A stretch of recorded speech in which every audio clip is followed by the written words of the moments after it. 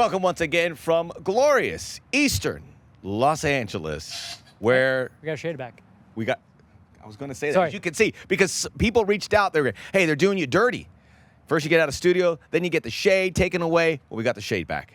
So there you have it. So we're very happy. We appreciate you guys fighting the good fight for us. We appreciate the concern, but I don't want to get to the impression that we're like the guy in Office Space getting pushed further back into the corner, and then his stapler's being taken.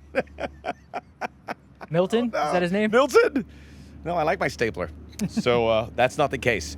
But great to be joining you once again on a busy week. LAFC leaving as we speak here on Tuesday to Houston. Yeah, back to Texas to take on the Dynamo game you could see on Wednesday, 5:30 local time on KCOP, 5 o'clock for our pregame show. And then Sunday at home after a good 2.5 weeks away as they take on Real Salt Lake. We do want to talk a little bit more about Austin FC. I know it's in our rearview mirror. Not many people want to remember it, but it really is an important bookmark for the season. I think it is, because as much as the San Jose loss hurts, it was just such a rotated side, and this was the marquee matchup. This is when you knew they were really going for it, and it all kind of went sideways. We also want to tell you about our special guest, Ryan Hollingshead, LAFC defender. Stick around because he's going to tell you the secret ingredient to making sure LAFC win on Wednesday. We figured it out. He has figured it out, and he is taking it upon himself to do what is required. You want to stick around for that. Look, man, he plays every position that they asked him to play, and he also goes and does a little detective work, figures out essentially guaranteeing a win. Yeah. Ooh, don't put that on him. I didn't put it on him. No, but he said something very interesting, so you'll see. As the many faces of Ryan Hollingshead will be viewed here for all those tuning in on YouTube, for those tuning in on the podcast format, you'll be able to take a peek at a later date. So let's get right into it. We'll get Austin in. We'll get Austin out. This was obviously a bitter pill.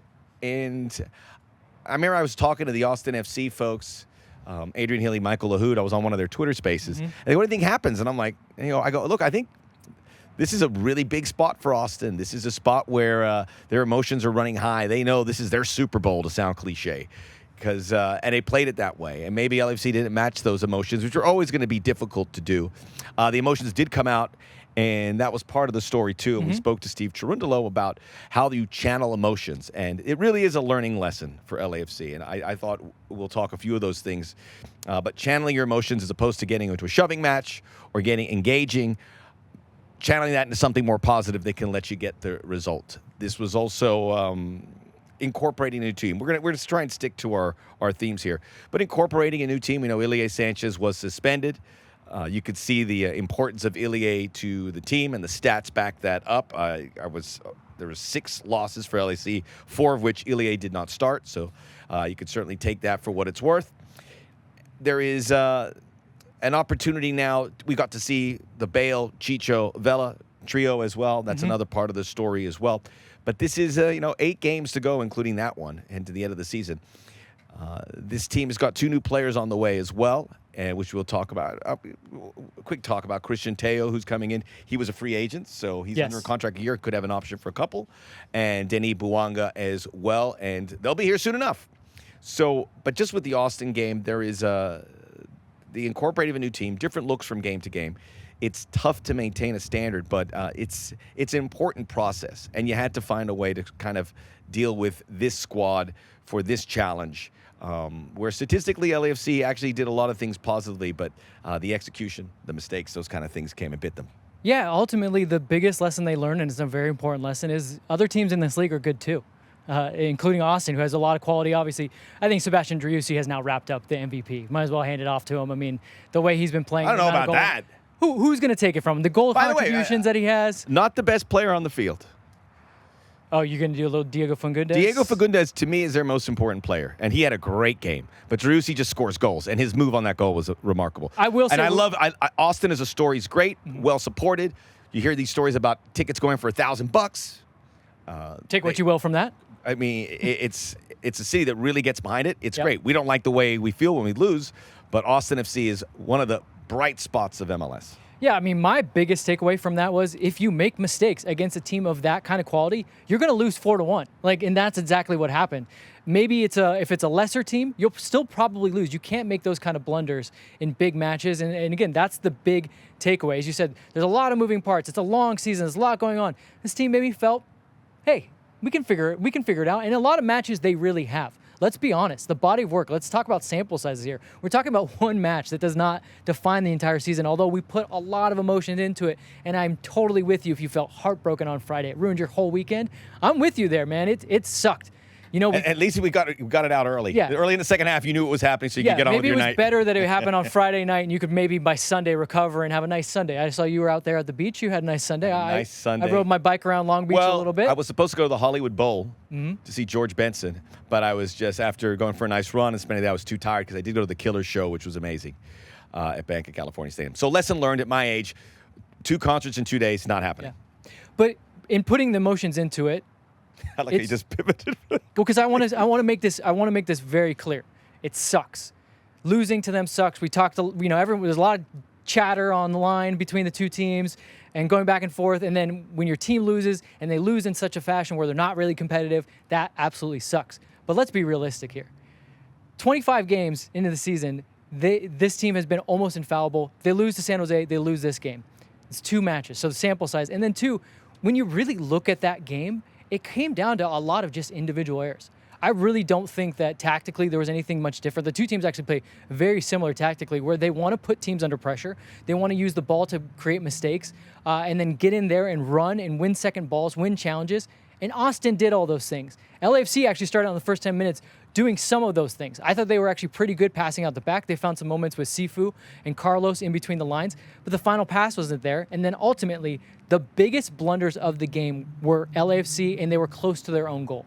And if you come up against a quality side that has guys like Diego Fungunez, Maxi Urruti, Sebastian Driussi, Finley, Ring, all those guys, they're going to make you pay.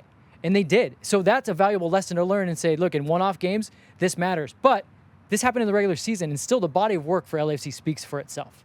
It really does. They're on top of the Sports Shield. Yes, that gap has closed, but not by really all that much. 3 points, but with the game in hand. Still the best team, and we saw the MLS power rankings, and they have Philadelphia ahead, which I understand. Philadelphia, when they score, they look really good winning games. But LAFC still, the power rankings are essentially standings, if I'm not mistaken. Right. The power Most rankings times, are a make-believe. but LAFC's been top I understand. for so long. They had to spice it up a little bit. And let Philly have that. Seattle used to be in the top 3 because they won the Champions League, and they were up there, and LAFC was way ahead of the standings. Like, wait a minute. I understand it, and it's fun, and you got to create content. Does Weeby and Doyle give out any kind of trophy for the power ranking standings at the end power of the year? rankings. So the Weebies? Yeah, you'd obviously like Philadelphia right now because of momentum, but depends on how you look at a power ranking. Depends on how you look at the momentum. I talked about it on LAFC 360 on Monday. In the same week 19 to week 27, 9 matches for LAFC in Philadelphia, both 7 wins, 2 losses. Now in week 28, which Philly is 1 week ahead of us, having a game in hand, they have a win. So we have to win in week 28 to push that gap back to 6 points. Philly does have an extra 6 games left. LAFC and Austin 7.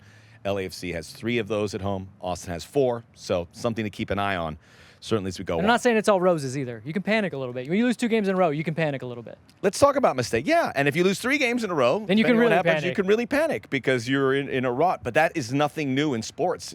Really good teams have bad patches. Really good teams. Happens all the time. And certainly in MLS, where we always tell you, and I know you roll your eyes, and we'll ask Ryan Hollingshead, it's important. Very difficult to keep that standard in a league like this. This is not a league where you get on a bus and travel 10 miles to face an opponent. You got to go to the airport. You got to pack your bags. You got to deal with different. Again, I know you've heard it all before, but it's just not sustainable. And that's, I think, what came out here. And it all came out together. But let's talk about mistakes. Mm-hmm. There were several. I think Jesus Murillo's one that was magnified. But this punished for literally every single one. Yes, but that's kind of what we saw in the past. But when you think of Jesus Murillo, this is the first time this season, really, maybe one other time where a mistake of his has been punished, where it was kind of like you were wondering, how good is Jesus Murillo? Murillo has turned into one of the best center backs in the league, so much that I know LAFC is probably getting a lot of interest from going, hey, what's up with it? Because he's a physical, strong, athletic center back with technical skills. Yeah, you can still send that nice diagonal every once in a while, too. So, that was a rare mistake. Now, could that happen to more mistakes? Sure. But that's something that, based on the body of work, is an outlier. The other thing that was an outlier, which we have never seen, is LAFC coming out in the second half where they have been the best team by miles and allowing 2 quick goals. Just lost the An plot absolute completely. aberration. Yep. That never happens, not even close. It's the opposite. We remember all those games, you'd go in down a goal or maybe tied, scoreless, and then LAFC comes out and their depth takes over. So this was weird in that way. I've never seen it, but it happened. It could happen again, but the law of averages say it won't. Certainly not in back-to-back games. That was my favorite part of Giorgio after the game. He said, look, you go down a goal, it happens.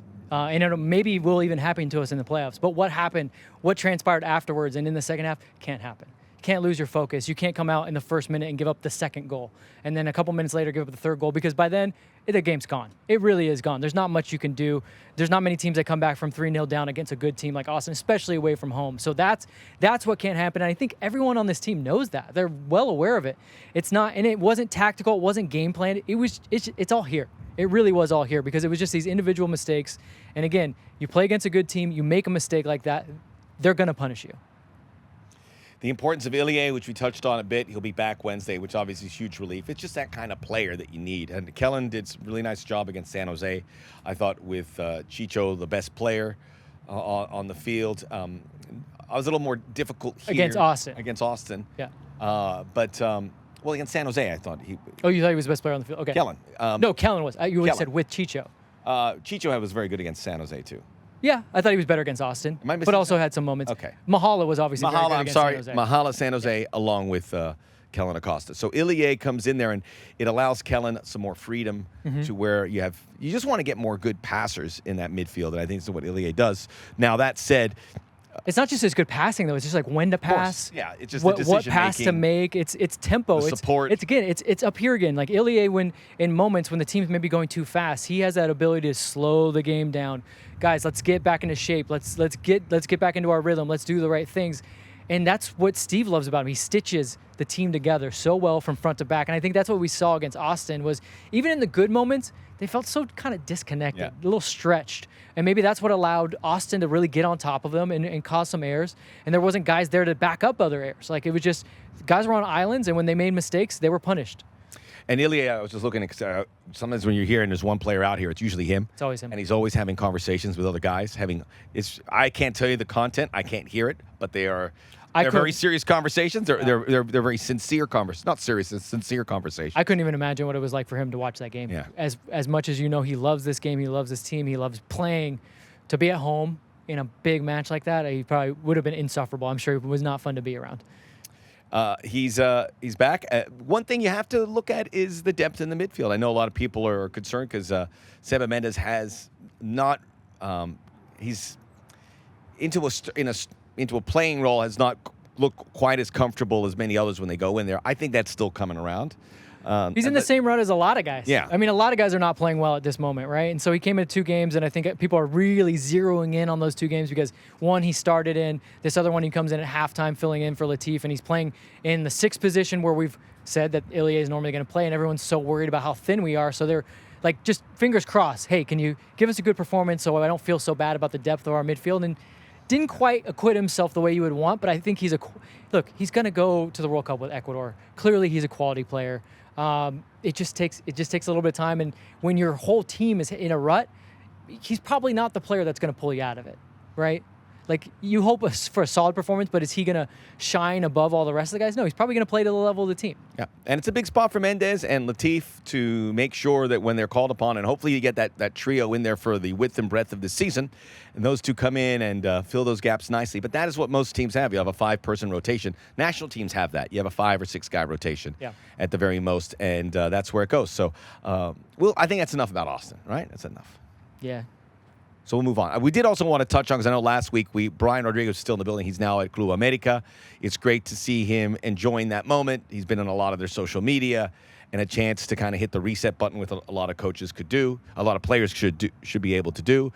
I'm sure some people missed him a little bit because of what he does, being able to stretch it. Mm-hmm. You would like to have all these guys around there. But we wish Brian the very best. And as I think I've said on the last He was one of the guys I pulled for the most here because he's just a good dude, and he does things that very few would do. And maybe Club America benefits that. Mamadou Fall off at Villarreal till June of next year.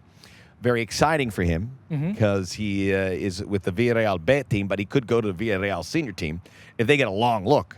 That's a club that made the semifinals of the Champions League. So that's a very exciting development. It means that they've been watching him and they like it. This is a top European team that's done it well for 20 years. So good news for both those guys. Yeah, and say what you will about Brian, he's incredibly talented. He's just always a guy that was on the cusp, and I know that might have frustrated a lot of people. But even if you just selfishly want to think about this, the better he does, there's still a sell-on clause. Correct. So you want him to do well at Club America. And then again, it's not even just the money directly that you get, it's proof of concept. Again, LAFC can move players to locations. They're still very good players. They can still find new places to thrive. That still says something about the scouting system and what they see in these players. Because look, every player is a challenge. Every player is a risk to a certain extent. Younger players, especially more so. Players where you spend a lot of money more so. And that was Brian, but he still had the raw skills. It's just that it's so interesting because you say he's 99% of the way there, and you're like, wow, he's made it 99%. But that 1% is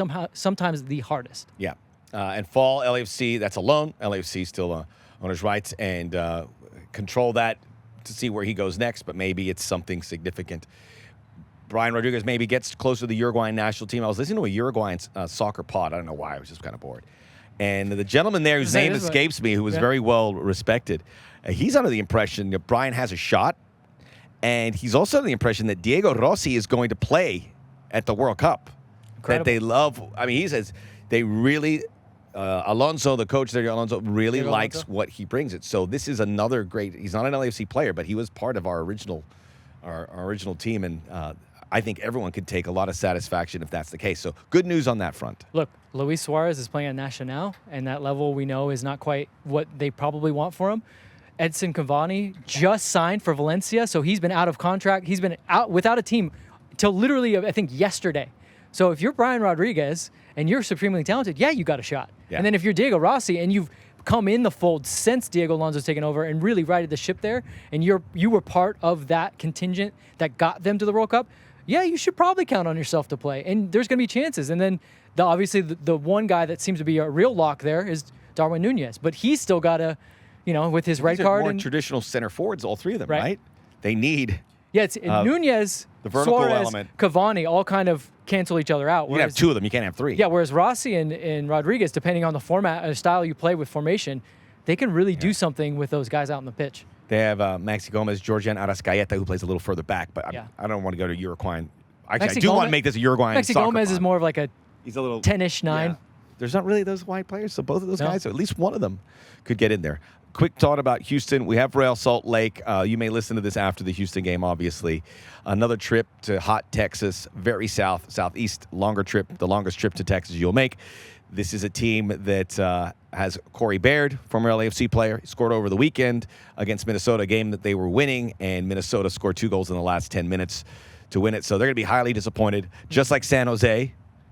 They're at the bottom of the Western Conference. So this is a team I'm sure is going to go through a lot of changes, but they're hungry. And like San Jose, and we'll leave Austin on this, but like San Jose, look at this as a chance to ignite their season. Not going to make the playoffs, but a chance to kind of go, all right, guys, we brought some positivity in here. This was the best team in the league, and we got a result. So that's what they're thinking. This is something that they're obviously looking forward to. Yes, at the very least, to just feel a little bit, warm feeling inside your tummy at the end of the season, right? Because they had, as Steve Cherundolo pointed out, 2 games on the road, dropped both of them. Now they're coming home. They're going to want to at least give a performance for the home crowd, for their new coach who said, hey, guys, I'm sticking with you guys. I've got a plan in place. This is what I want to do. They have new ownership. So I think, yes, this is not going to be light work, regardless of the conditions and everything. I think Houston's going to come out there. I know Hector Herrera did not play in the last game, but they're saying he should be fit for this one. So I think there's a lot of pride on the line for them. And again, they're playing at home after being on the road. You can imagine what LAFC is going to feel when they finally get home on Sunday against RSL. You want to put on a show for the home crowd, regardless of where you fit in the standings, because you just want to send them home with that good feeling. And I think they're going to be a tough out. And they run. I mean, they got guys like Karskia that run. Fafa Pico We know he's gonna vertical and- get at you at every instance he can. Sebastian Ferreira, who's like their DP, who Yep. has 9 goals, is also one to keep an eye on. So it's a good team. Depth-wise, no, but there's some good players. If you don't match their intensity, like Steve said after the Austin game, we didn't run as much as them. If you don't at least hit that level and put in as much effort, I don't even know if it's effort, but you will yourself to make those extra runs off the ball or make that extra close down, they'll punish you. Houston's never beaten LAFC, but they did get past them in penalties. Yes. In that one U.S. Open Cup semifinal, which is the most famous one. Although we did have that famous rain game. Yeah. Something about Houston 2018. where we have just wild games. Yeah. Whether it's here or there. So it should be a ton of fun. Fingers crossed, no weather delays. We had 2 weather delays. Oh, I hate those. At least he had one already. They had the one in Columbus, right? Remember we had one on July 4th. That Yes. was the worst. Because everyone's like, oh, well, we kind of want to wrap this up so I can go out and Yeah, have maybe a we couple just cold cancel ones. it or what? It's a holiday. So we'll get ready for that. We're going to keep going here with Ryan Hollingshead. Took a quick break. We'll return here on Inside LAFC, the Max and Vince podcast. Big week for the Black and Golds. Make sure you follow them both games on KCOP 13, Estrella TV, ESPN Radio as well. Welcome back here, Inside LAFC, the Max and Vince podcast. Always great to be joined by Ryan Hollingshead. I believe your second time with us. Are you Yes. counting? So, We had you very yeah. early on in the season. Yeah, what am I saying? I definitely second time. I've been counting. Different I just location, look though. forward to it, though. Every Really? time I get invited, it's like, whew, it's back. That's But amazing. You know what else is back is his facial hair. Yeah, it's back, but it needs to be just the stash. We're going to have to do some work this weekend. Right, you let it grow in and then do some manicure. Yeah, exactly. Got a manicure. Well, I asked you a couple weeks ago. I said, "Is there any method to this madness?" You said, "Not really. No, just kind of doing it as a whatever feel." you feel. And now that we've lost 2 in a row, since the stash has been gone, we have lost 2 straight. So It was your fault. The stash has to come back. Yeah, Well- there's no question about it. As the podcast and being connected to the club, Max and I feel like we try to get to the bottom of every single loss as much as we can. Yes. But we found it. I was gonna say- For once, we finally actually found it. I It's the haven't- mustache. yeah. It'd be great if it was this simple, by the way. I haven't seen the report on the mustache numbers, but we'll see. Yeah. Well, it's out there. Somebody do that. Speak Get the amongst mustache yourselves. numbers. Also, back from your old stomping grounds, not Dallas, but Texas. Yes. That'd be good. I see you have a new truck. Yeah. That Big I had to bring- flatbed. I had to bring a little Texas with me to California, so now we're going back a little bit. So it is a little Texas-y because we got. You're a Cali we guy, got but you clued spent a long into time it. in Texas. Max and I do our homework. We dig, and Yes. someone said, "Ask him about his big truck." I go, "Well, he's been in Texas." I go, "Yeah, but he's from California." I go, "Yeah, but." All right, so this is why you're gonna love this truck. 'Kay. It is. Sell me on it. It is the big Texas truck, but it's all electric. Oh. So it's a match, right? You get Texas Yep. and California all in one. In Texas, bro, they don't want anything electric. They want as much gas as you can get. If it's like 4 miles per gallon, they'll pay extra for it. Here though, you want you want to save the environment. So I've got the all electric F-150 Lightning. It's sweet. Actually, our sponsors here at Ford helped hook it up, and they did a phenomenal job. These things are. They're, unbelievable cars. I just got it 3 days ago, Okay. so I'm loving it. It's Go an for a ride. unbelievable truck. Well, I was gonna say, I'll take you for a welcome ride back to the after. Motor Trend podcast. How are you loving that electric Exactly. F-150? Now that I got Is it the cool though? car, It's got to be pretty cool. It's so sweet, but I have to shave and get the mustache in to be driving that thing. What about the music? Is it? Do you got any cowboy hats that you took Texas, back with you? Southern? It pumps. It Coun- pumps. It's on a country music station right now. Got Yeah, it. yeah. Great. That's what you're asking. I just Are you a think country guy? Yeah. I Can be? listen to some country. One of my good buddies is in country music, and so he got me into it. I'm listening to it. I hear it's country and death metal for you. It's, yeah, screamo and Yeah. country. Just real spectrum there. by the way, not to bury the lead, Ryan Hollingshead is environmentally conscious, so that's the way I take away That's from all of that. right. Thank you. I didn't buy the truck. I've never had a truck until they came out with the all electric, and then I was like, okay, I can agree to this. Before I was like, can't agree to that gas mileage. You gonna get some toys to tow it with, or use to tow it for the kids? Some wave runners. Maybe post retirement. A lot of those toys that you can buy, I'm not allowed to use. Well, right. You know, I know. Every time we ask that, we awesome. realize that that's in your contract. Yeah, and you actually can't do you it. can't actually do a lot of that stuff. So So what you're saying is, being a professional athlete's no fun. Don't do No, it. no, no, Don't do you it, just- kids. you What are you talking? He's got a new Just- truck, on electric. They got all these ports. No wonder Yeah, we but can never you get can't- him charged. I can't ever charge my car. I always have yeah, electric. you can't. Can't. These things are hogged out here. Everyone has it. Yeah. So let's Should we talk about soccer? Because Let's talk people are about soccer. screaming right now. They're like, "You have Talk about Ryan, and soccer. you're Do you have just." any more truck convo or? Okay, we'll go soccer. We go. Yeah. I have plenty of questions. Leather but I know interior people. or- I know people enjoy this, but they want. So obviously coming back from Austin, it was obviously a bad taste in the mouth. We talked to Steve Cherundolo, and he said it was, there's data there. It says we were getting close to what we wanted to do, but it was some mistakes. Maybe emotions got the best of us. How did you see it? Yeah, it was a tough game for us. We obviously did not play to our ability, but this is a long season, 34 games. One game doesn't define the group or the team, and we know that. And so I think for us, it's been about, even immediately on the plane after the game, it was immediately about how do we respond, how do we get ready for the next one and perform in a way that we know we should be day in and day out. I think there's something to it, man, psychologically too, when you're on top and you're winning all these games, that you just start to think like the wins are going to come regardless of what you do on the pitch, regardless of what you put forward. And so our effort was lacking, our ideas were lacking, our preparation was lacking. And so I think for us, it's actually a really good moment to kind of kickstart us into this last part of the season and get us flying going into the playoffs. In this league, a lot of teams that win, it's not the supporter shield team that wins these playoffs a lot of times, because what happens is teams get in a good moment, kind of running into the playoffs in a good moment, and they can kind of just carry on with that momentum. And so we want to be the team that's winning the supporter shield, but also hitting the playoffs with the right momentum, and I think this is going to help us. If I could follow up, because I guess it's a unique circumstance to have you here to talk about 34-game seasons, bad days in MLS. You have more tenure, I think, than anyone, Right. MLS-wise. Right. That's a thing. It's hard to get up, travel, do this, and maintain that level. I know, and when I talk to people involved with baseball, it's 160 games. Yeah. No one wins more than 100. No one loses more than 60. It's just kind of hard to maintain that. Is there? It's true. Yeah, it's really true. Always in this league, it's been hard to go on the road. It's a big country, a lot of miles in the air, a lot of difficulty in traveling, time zones. We've had how many games on the East Coast where you're losing 3 hours on both sides and you're there for 24 hours. And so some of that stuff is hard and there's no way around it, but also we know how to deal with it. We've been in the league for a long time. And so it's about just responding and playing the way we know we can play. So there's no excuses, but we do want to pinpoint, where do we go wrong? What's the problem? And how do we fix it? A lot of chatter afterwards, but it seems like, I'm watching the post-game press conference. I watch Steve, message is one thing. I watch Carlos, it's uniform. I watch Giorgio, it's even uniform. So Right. I know that there's a lot of veteran voices, but are you guys, it seems like you guys are all kind of, like you said, you identified it and you're already kind of looking at it and moving forward. Is that? Yeah, 100%. And I think that is it's what we have to do, to be fair. You can't really dwell on it. You have to move forward. But I think what we're using it as is not just all right, we got to move forward, but using it as hey, if we play not to our ability, we come in with a lack of effort, lack of making runs, lack of cohesion in the way that we're moving and passing the ball, terrible passing in Austin, that sort of stuff, we're not going to win games. So, and I think we've got that feeling of we're going to win games no matter what because of our talent or our level, the level of our roster. It's just going to happen.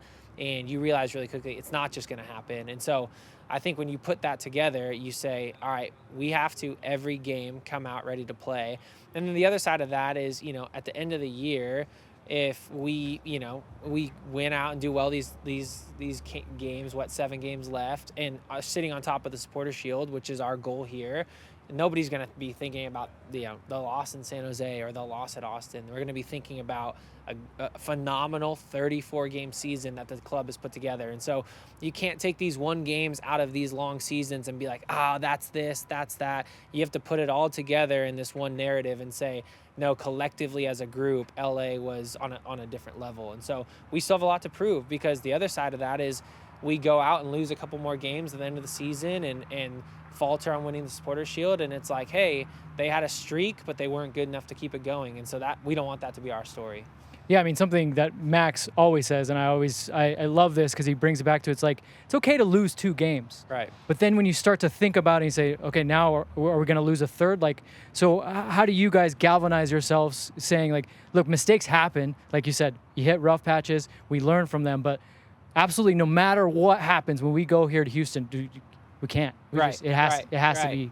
That's it. And There's a checklist, I'm sure, about 100%. And I think the guys are all on that same page. Everybody's feeling that same sort of not pressure, but commitment to this game in Houston, to doing everything we can to change that. And like you said, this league is about when you lose. Every team is going to lose in this league. It's about when you lose, cutting that streak and cutting those losses as quickly as possible and getting back to the winning column. You guys can see Austin again. There was emotions running high, and you guys were getting after. You've had 2 pretty memorable games, certainly from their perspective. Right. Probably like to see them again.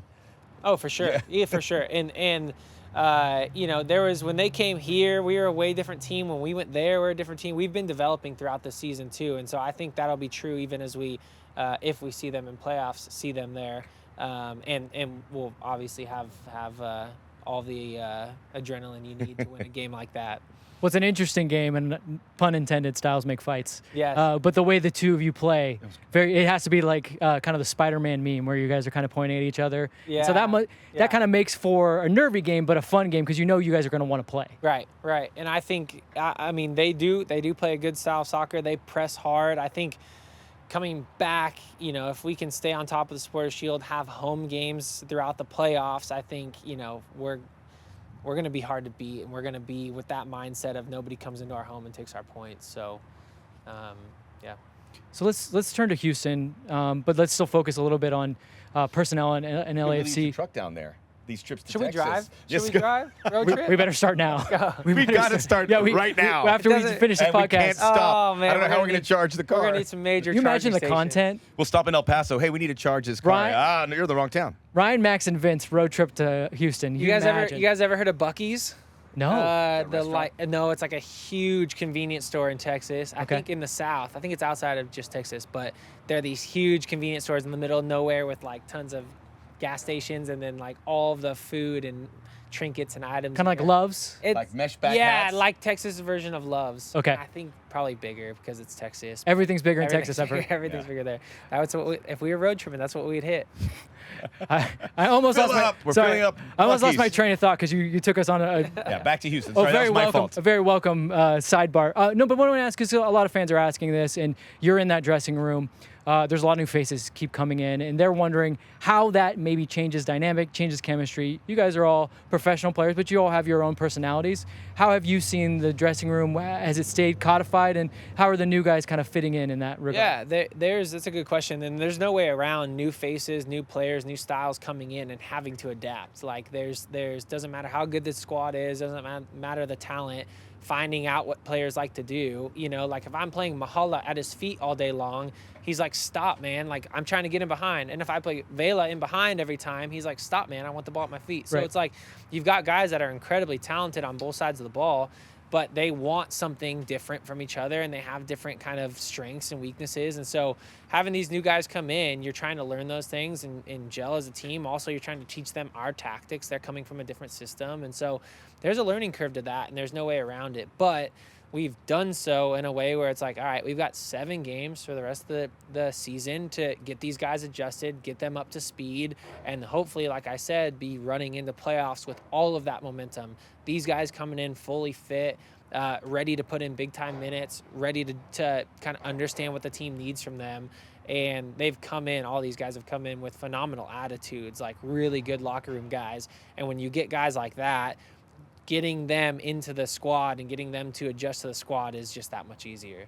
Right, guys feel more comfortable because I'm sure, Sure. there's a little bit of like, That's is this guy coming to take my spot? But if they fit the culture, you feel a little more comfortable with what's going on. And regardless, you're like, I hope he's coming to take my spot because he's pushing me to be better, and I hope I'm pushing him to be better. Like, we've been in this league for a long time, and a lot of the guys here know that it's never just your spot. They're always trying to bring in the next guy to beat you out, and you're trying to beat him out, and that's like it's a friendly competition that makes everybody better. And so it's nothing personal, and I think guys know that at this stage. But yeah, they come in and you're trying to push them, but if the guys come in as a good locker room presence, then as you're learning, it's not fighting and bickering and, like yelling at each other to get you to do what you want them to do. Mm-hmm. It's joking around and laughing and, like, next time I'm going to put you in here. And okay, I missed you on that one. Like, I'm going to get you next time here.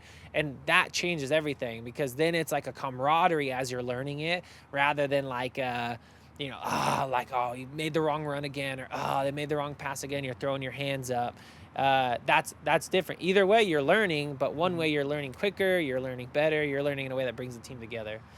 Maybe it's the stereotype. Maybe I watch too many movies, but when you see this, because I'm hearing you and it's such a breath of fresh air that when a new player comes up, I'm conditioned to think the guy's like, oh, wait, who's this guy coming in? Especially with 7 games to go. And I've seen it here at training, and it feels like everyone's been here from the beginning. And you have a couple new players coming in here that are going to join you for the stretch run.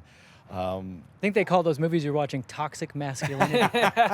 I'm thinking of a couple of them. Who's this guy? What Ryan is explaining is healthy competition. I understand That's that, right. but I'm saying I know there's that toxic part here, but I think that separates. I'm just saying, what stop LAFC. watching Mad Max and all that stuff you're always watching.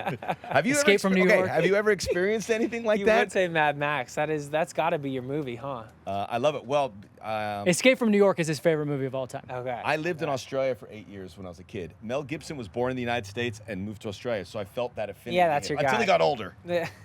Yeah, And then I felt important qualifier. But it's certainly there. But This is going to be my favorite podcast episode because we've gone off the rails every single time, but still got great info from Ryan. Thank you for being here to keep us on the track. Well, let me circle back. Have you ever experienced anything like that? 7 games to go. You just had 2 new faces. Some guys were here no longer. Just that kind of turnover, because that has to be difficult for most of the people in the team format. But LAFC doesn't make it look very easy. Yeah, it's been a lot of turnover. It's been the most turnover of a club that I've been with, but it's also because they're always trying to get better. And the reason that I wanted to come to a club like this is because they're never okay with saying we've got the best guys. We just brought in Giorgio, we just brought in Gareth, our team's phenomenal. We're just going to cruise. Even then, they're going after the next guy. And what else can we do to increase the roster? And what else can we do to add to our depth? What else can we do to just increase our strength? So that sort of mindset of the club is what drew me here, and I think what's drawn a lot of the guys here. It's like we're not stopping. We're never stop. We're always going to try to be better, and that's both as a club and individually. So you bring those guys in, and that guy's challenging me to be better, and that guy's challenging Carlos to be better, and he's challenging Ilie and Kellen. He's challenging our guys to be better, and so that's what you want as a footballer. And if you want to go win trophies, you have to have that. Great perspective. And look, this doesn't surprise me at all, having talked to you before and then hearing you in the press scrums and the kind of your mentality. But when you're talking about this, it's now got my mind thinking about you being asked to play different positions. I think a lot of people were confused when you started at that position in San Jose. Although, if we throw it back, But DC, you came on the field. But Charlotte, you also came on said the that. field. You also Right. said, I will play where coach. I've heard you say it because I'll play coach where coach needs me. Which Right. is, a lot of guys say, not everyone, but they've taken you to heart. Yeah. Yeah, and that's been my career since I've been in the league. I've been a player that can step into a lot of different positions. Even still, I'm playing on the right side, the left side. Like, even if I'm just playing as an outside back, I still can switch sides and be adaptable there. But in San Jose, I think we wanted a specific kind of look and a specific tactic that we wanted to pursue, and so I fit that mold. And I love it. It's a challenge for me, and if I can think well in each position, right, then I know when I'm a defender, I know, like, okay, this is how my winger's thinking. This is what he's wanting. He's not wanting the ball at his feet with a guy pressing up his back. Like, I'm not going to play him that ball. We're going to swing it around, go to the other side. So it's like understanding those positions and knowing it from being there, I think is really helpful to then as a defender, I know what I need to do and how to set my guys up for success. Well, I think it was important that you said it was a certain kind of tactic against San Jose. Because even if it doesn't go well, I think what you're saying is the coaches just didn't come to me and go, hey, Ryan, playing right wing today. They said, we're going to play this way because you fit this. So, like, they're giving you a lot of homework or they're giving you a lot of instruction all throughout the week. Yep, exactly. Yeah. I don't have much to add. Exactly that. Yeah, I think they see the lineup. They see what we want to do. They need to rest some guys. They're just looking at, how do we be most competitive and how do we kind of keep the game intact? And so that was what they wanted to do. Again, it would seem like you make it sound so easy, but it's a lot more difficult than it is. And It's easy for us watching it on TV, but we know it's not the case. Yeah. Well, we know you have a busy week, and wheels up to Houston. We'll have to push off the car ride for the next time, I think. All right, road trip next Reschedule time. it. Yeah. Yeah, if we could. Maybe something a little closer. Maybe I'll cancel the Bakersfield. reservations at Buc-ee's. I'm glad Those they take are hard. RSVPs. Those are hard to get. Those are hard to get. But we appreciate you joining us, and good luck. I know it's a busy week with a couple games, and we'll certainly see you on KCOP on Wednesday. We'll see you at the bank. Sounds good. On Sunday against Real Salt Lake. Ryan Hollingshead joining us here on Inside LAFC, the MVP podcast. Rate, review, download, subscribe. tell a friend, grow a mustache. We've Grow a been mustache promised already. grow a stash already. Ryan's going to do that to get us back on our winning ways. We'll talk to you guys very soon.